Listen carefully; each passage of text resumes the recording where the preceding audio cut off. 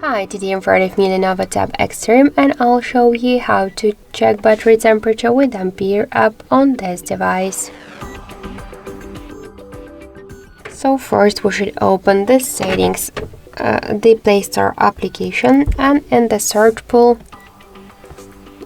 we should enter the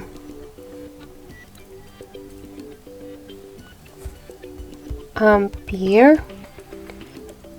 So now we should get this application. That's why tap the install button and wait a couple of seconds. Tap to open the app, click to yes, agree, pick close, and tap to OK. So now we could see here the information about my battery temperature, and in my case that's 27 and 4 degrees. And also we got here more information like the battery capacity, health, and more other info. So that's it. Thank you for watching, and if you like this video, leave thumbs up and subscribe our channel.